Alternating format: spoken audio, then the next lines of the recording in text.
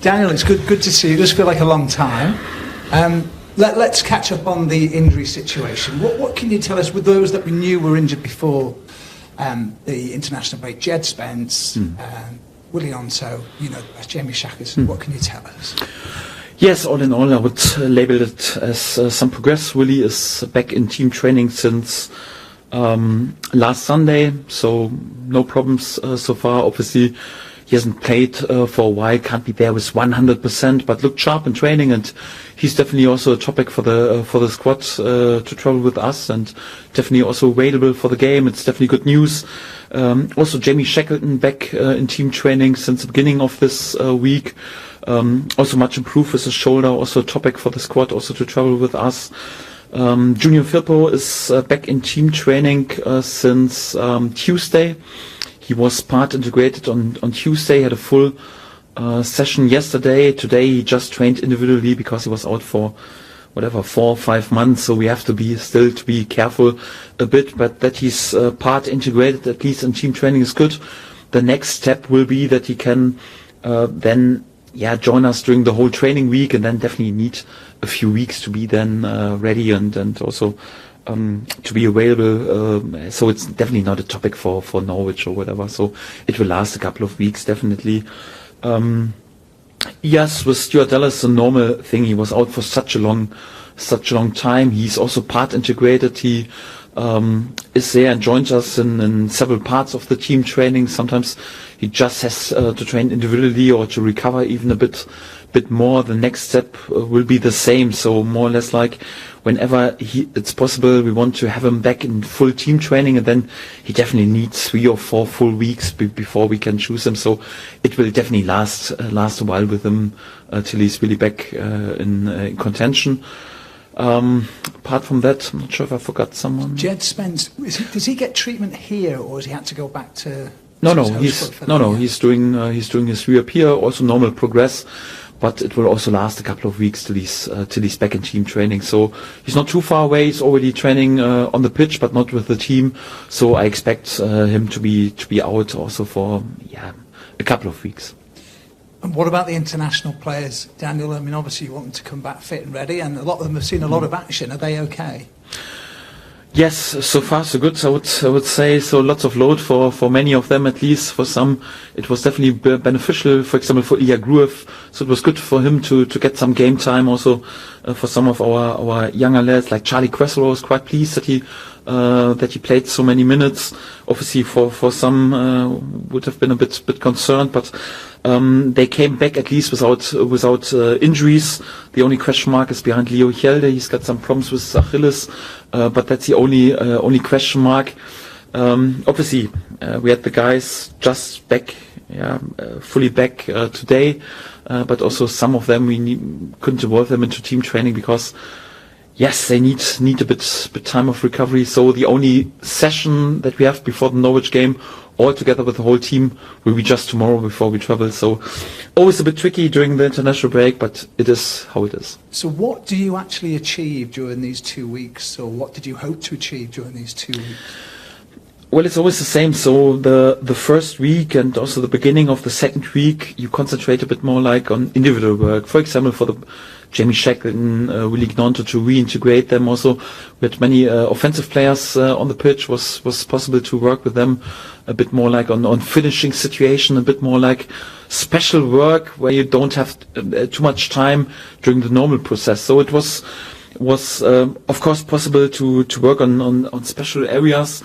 What you can't work on is more like a team training, because you don't have the numbers and also not the key players available, because quite often the key players are then also the players who are involved with the national team. So it's always a bit tricky, but I don't complain about it. It's just a situation, and we have to accept this. And Daniel, this weekend there's another story around the story of the game itself, and it's the first time, if I'm right, that you're going back to Carrow Road as a manager of a different club. So how are you feeling about this weekend? Well, I haven't thought too much about it, if I'm honest, because it was also so busy the last days, and you prepared for a normal game, because I'm just concentrated. Obviously, it's a while ago since I was there the last time. There are some obviously there are also still some players I've worked with, but they play a bit different kind of football. Also some other players are there, and you have to prepare like for normal game. Also to make sure that you prepare your team what to expect in terms of how Norwich plays against the ball, with the ball, set pieces, and it's more or less the normal stuff. And if I'm honest, I haven't thought too much about my situation so far. If I was to ask you what was your defining memory though, from your time at Carrow Road, what would it be?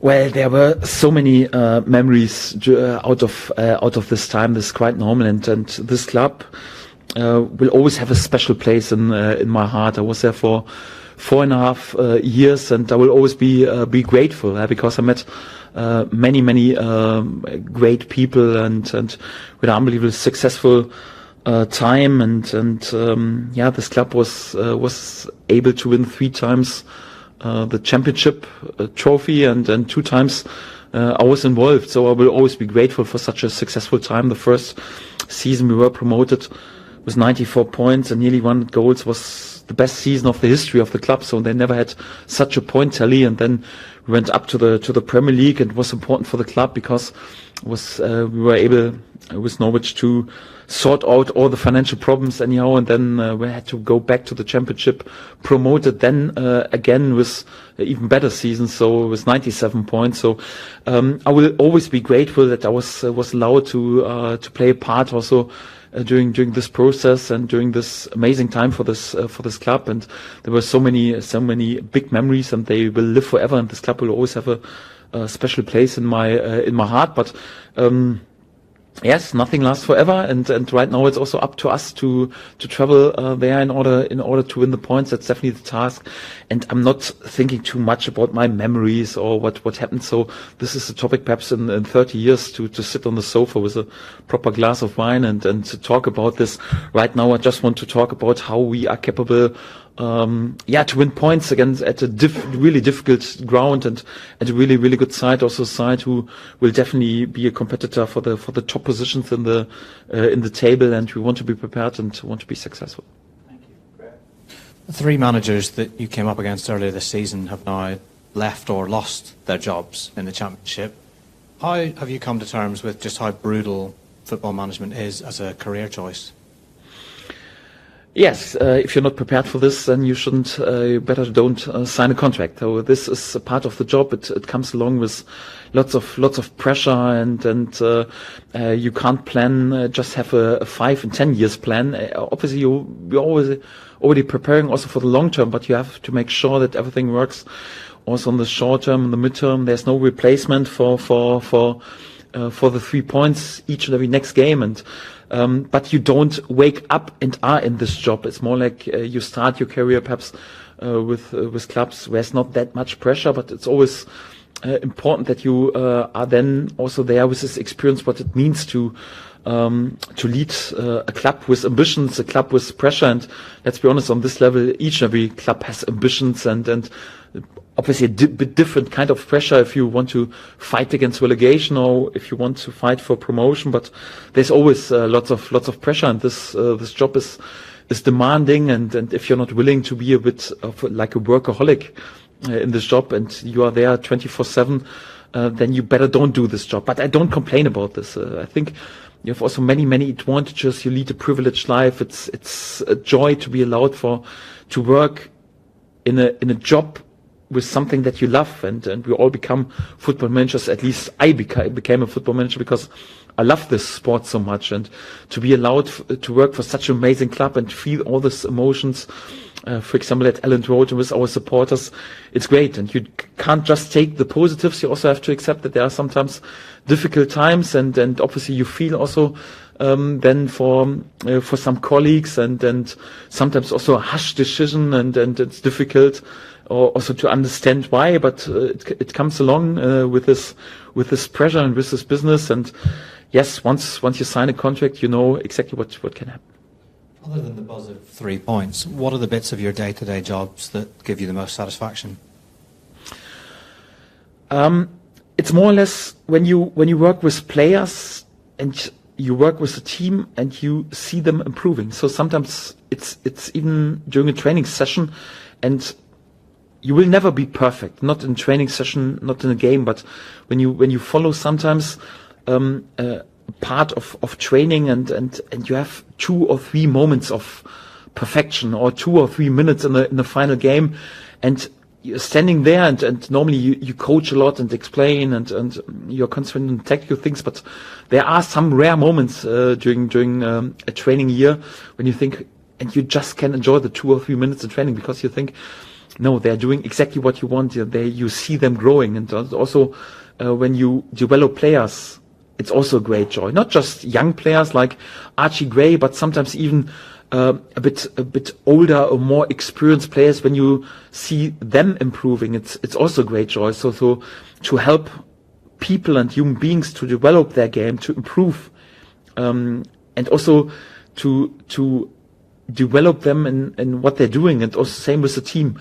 I would label it, this is even more pleasing than in comparison to win titles or bonuses or sometimes even 3 points. Obviously there's no replacement for 3 points, and there's no replacement for this winning feeling when you return back to the dressing room. But for me, it's most enjoyable when I really improve players, my team, and sometimes also when you see the pride and the joy in the eyes of our supporters once we make them happy. So then you feel also, okay, sometimes even a bit humble, because you feel the responsibility, because it means so much to them to follow this club and to support this club. And if you just can give them a bit piece of joy and fun and enjoyment and make their lives even a bit more enjoyable, these are the best moments in the life of a manager.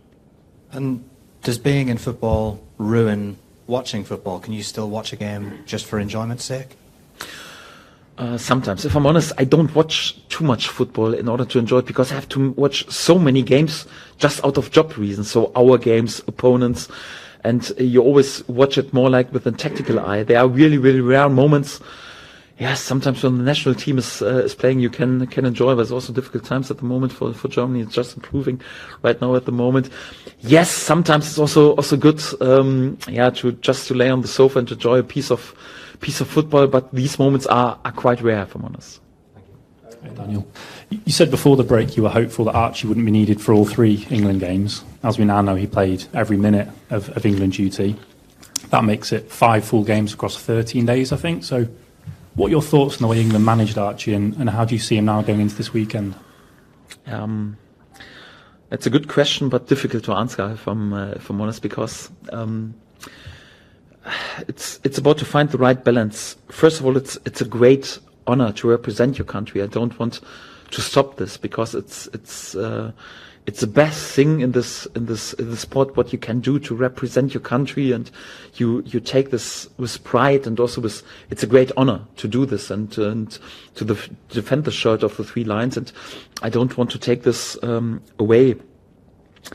And I don't blame anyone. I don't blame any manager, because each and every manager wants to play the best team, and wants to be successful, and obviously in this age group, Archie belongs to the best players, and if you want to be successful, then you have to play him in this age group, and I totally got why, and I don't blame anyone. We spoke about the pressure of a coach, and even on this level, you feel the pressure. You need to be successful, you need to win games, and this is then sometimes more important than to think about other things. I think if we want to judge it, we need discussion. What is important on youth level? Is it important to win titles and trophies, or is it important to develop young players? It's the same in the club, but also like for the national team games. I think we need a discussion in this topic, because if it's important to win titles and to win points, yes, then you have to play Archie Gray in this game 3 times. If you think about the development as a player, I would question this, because I can't take care in my job, because what Archie is doing here, it's his job, and it's important also for developing his personality and also his game to play day in, day out, on a weekly base, or all 3 days on this level, because first team football, games in front of a full packed Elland Road or difficult away grounds, this makes him better as a player. This also develops his personality. I would question if really games on youth level for the under 19 improve him as a player, because on this level where we are playing, there are many players who are involved in even in national team games, in under 21 games, and they're still not playing in the starting lineup. But Archie is more or less playing many minutes. So I would question if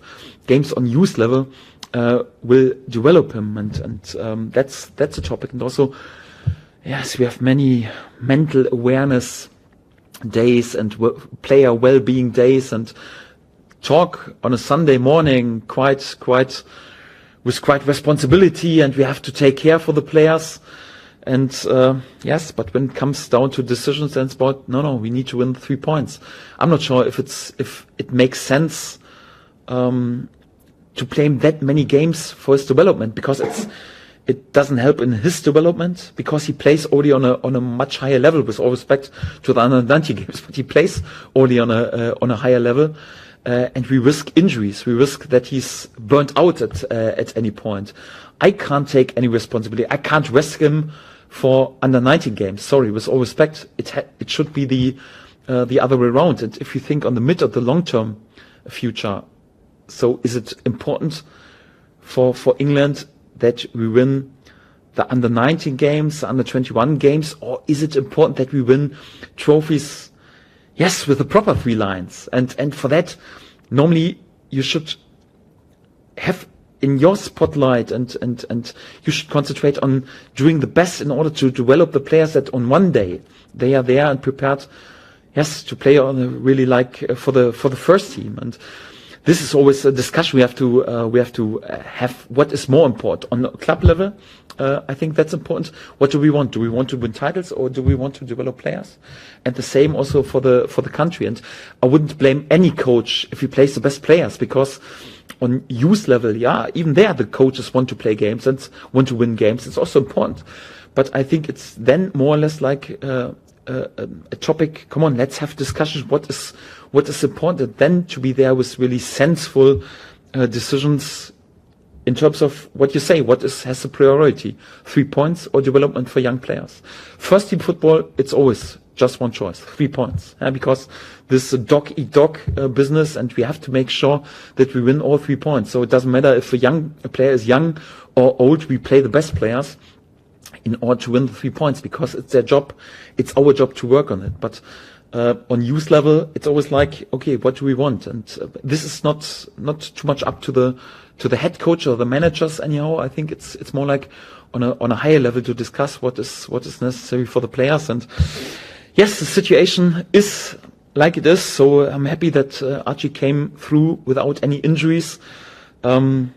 Yes, but the load was immense. That was also why I decided today to left him just in the dressing room and just recovery session and not with us on the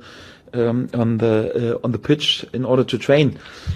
It's not great for us. It's also, I would have preferred it the other way around, but that's reality, and yes, you have to accept it. When your team's in good form as it is, a lot of your positions seem quite nailed down with players in good shape. One of the debates seems to be maybe Jayden versus Daniel in one of the wide areas. How do you see their relative strengths, and how do you make a decision on which of those players you pick? No, in general, so I don't want to compare 2 players of mine. It's always like we have good options in the offense, and all are different. Yeah, you can't compare Georgie Rutter when he plays a striker with Patrick Bamford, who is different, or with Joel Perreault, who would be different. And the same with the wingers. So Daniel James is different to Chris Summerville or to Willie Nyonto, and or to Jaden Anthony or Joe Gallard or Poveda. So each and every player has strengths and skills, and each and every game needs sometimes also a different skill and so also sometimes a different player. It's always good when you react and you can have options and also to react during the game. This is what we've done also in the recent weeks. We had also different players in the starting lineup. Sometimes we had player on the right wing who played more wide, sometimes in the pocket. the same on the left wing. So it always depends a bit like, come on, we want to play players on their strengths and not like to press them anyhow in a role because I have a tactical idea. It's more or less like my tactical ideas have to adapt to which players I have. And but if you have then the choice also between different players with quality, and you can also share the load a bit, and you have the chance when you got the feeling, okay, a player looks perhaps even a bit tired and he needs a bit of rest, and it's perhaps beneficial to bring him just in the last 30 minutes when the opponent gets a bit more tired. Then it's even better. And we had problems at the beginning of the season to have such a situation. We needed to push sometimes players, although they were not prepared. Right now, our situation has eased up much. That is sometimes difficult in terms of selections, and sometimes I also have to disappoint players because each and every player wants to play each and every minute. But it's definitely a good thing to have options. A few years have passed now. Do you harbour any frustrations with the manner of your departure from Norwich, given what you achieved there? No, I never speak about this topic because I had such a great time. I was there in four and a half years, and my principle is always to judge a situation. It's not important what people think when you come in through the door. It's more important what the people think when you go out. And I came in a situation, I was unbelievably grateful because I think I was the first non-British manager, and they trusted me. I will be always forever grateful for this trust and the support and this help. And but we had a difficult situation.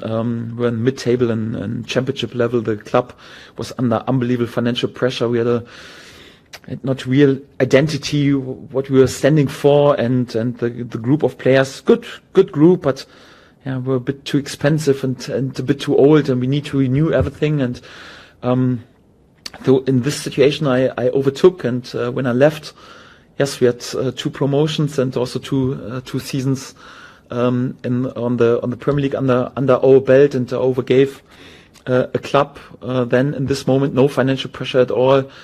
Many young, exciting players under long-term contract. Great infrastructure was definitely a difficult picture in the beginning, and once I left, they were in the Premier League and just won the game away at Brentford. So it was definitely this is just the only thing that is in my mind. I don't want to speak about any negative things because I think it wouldn't value enough what we have achieved there. I'm just grateful that I have had such a wonderful and great time. It was allowed to play also a little part in one of the most successful times of the club, and for that no hard feelings. I will always be grateful and thankful, and will always get the good memories in my head. Thank you.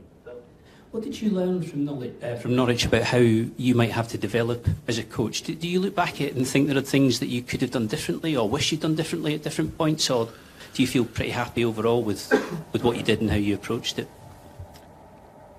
First of all, I think when you watch back on each every week, you have in each every week things that you would do in a different way. Because if I'm honest, I have to be there with 100 decisions, hundreds of decisions each every week, what to train, how to train, which player to play, which conversation to have, which player to sign. And it's not always a big decision, but also many small and little and tiny decisions.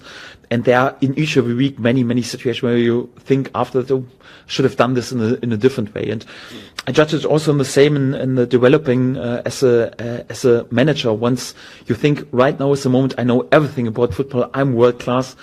This is the moment you should retire, because then you become a dinosaur. And then you're not good enough for the best level. You always have to make sure that you develop, that you are ahead of the wave. At least that is my approach. And I hope I will also have the feeling when I'm not greedy and not open enough to learn and to develop each and every day. This is the moment. Hopefully, I find then the moment to say, "Come on, it's for me done in this job." Let's see. Hopefully it lasts a while, that I keep improving. This is also my time, and obviously in each and every position you learn, even in my smaller clubs, and also Norwich. It was for me a big challenge because I spoke about the situation I went in. It was more or less, if I'm honest, in this moment, group a bit too old, too expensive.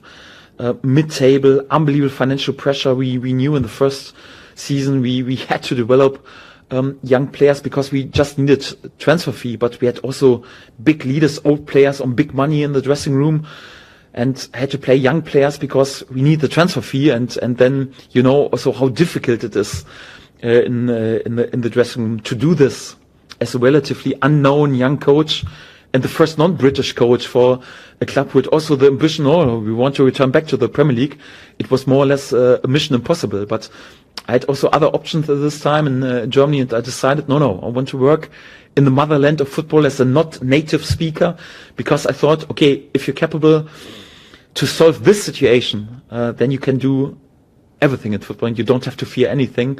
And this was my approach and my mindset when I went into this Norwich job, and thank God it paid off in this way. And for that, like I mentioned, so there are many people I will always be grateful to this. Did you think you would be back in England when you left Norwich? Did you think that at some point further down the line, or did you know that this is what you would try and come back to? You never know in this job, and obviously there, yes, with my German origin, the Bundesliga is also a pretty interesting league. But if I'm honest, I was hoping, because I love the football here. I love the mentality. I labeled it even during my Norwich time. So for me, the motherland of football, England, is my second home, and I love the football here. I love how honest the football is. I like also the approach, and yes, for me also the Premier League is, with all respect to all the other leagues, but is by far the best league in the world. I know we're playing in the Championship, but also the Championship is the toughest league in the world. But also like on the mid and the long term, to have the target, to return back with an amazing club on Premier League level. This is definitely also like our ambitious on the mid and the long term, to have this chance and to play in the best league of the world was always attracting me. And if I'm honest, I was hoping that I would return, and yes, thank God I was allowed, and people here at Leeds trusted me, and hopefully can repay a bit of their trust back. Has this become then the country where you feel most comfortable coaching, do you think? It's always difficult to judge it in general, because yes, there are always difficulties in each and every country, and advantages and disadvantages. But I have to say, I love everything here. So I love the approach, I love the intensity, the physicality. I love that. Yeah, our approach is not so soft anyhow. There is no cheating, no diving, no time wasting, just a little bit perhaps at times anyhow. Yes, and really, I think the quality. This is also why many of the best coaches in the football coaches in the world are working here. Also many of the best players in the world. And you always, if you want to be good in your job, yes, it's not like you want to play in a league where you win very, very easy, or your life is unbelievably easy. You want to compete with the best players, with the best coaches, and want to work on the top level. At least this is my approach, and in my age right now, perhaps I think different about this in 20 years. Perhaps I will want to see the sun a little bit more, because yes, the sun could shine a bit more if I'm really honest. So rain is definitely a topic here, but I love the football.